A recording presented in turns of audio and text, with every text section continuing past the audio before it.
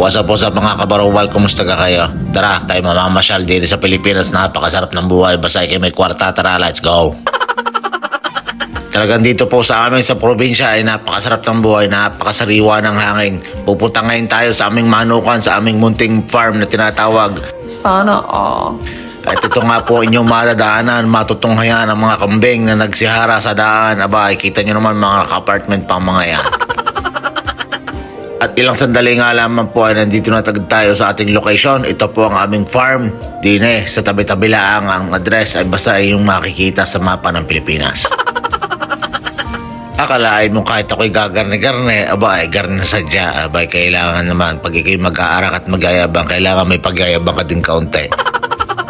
Kung inyo po napapansin, tadya naman pong tagun-tago ang lugar na pinaglagyan ng aming farm. Ganun po sadya ang ganitong klase ng farm, kailangan ho'y tago at malayo sa kabahayan. Ay paano tayo papasok na? Open Sesame!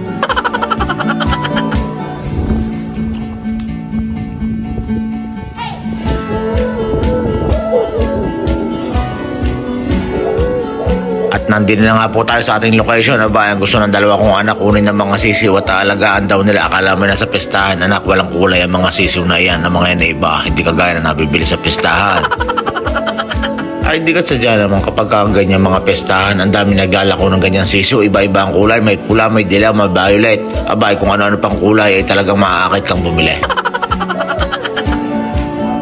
Ay siguro na may sasabihin na makakakita ng video ng aray, siguradong kwarta ng maliwanag. Ay naku po, ay sana nga, sana all. Yan na po ang aking mga bagong chicks. Sila na po, napakadami, ay nagbagong buhay na. Huwag mong subukan, masisira ang buhay mo.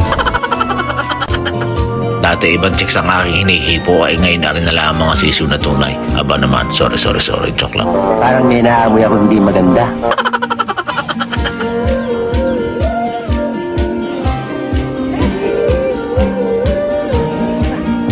Sa mga OFW na kagaya ko, sa mga tao nag-abroad, siguro nakaka-relate. Aba, pagka ikaw ay nag-abroad, kailangan mo magpundar ng kaunti. Hindi pwedeng puro pautang at puro bigay sa kamag-anak at kapatid at magulang. Bola lang yan. Aba, hindi naman ho masamang tumulong. Basta't ang kailangan, unahin mong tulungan ang sarili mo. Pagdating ng panahon, walang tutulong sa'yo kundi sarili mo, hindi baga. Di totoo yan. Abay, kahit naman ho ako'y nasa abroad at kasama ko ang aking pamilya, ako man naman ho ay nangangarap na uuwi din ng Pilipinas balang araw. Galit ka ba?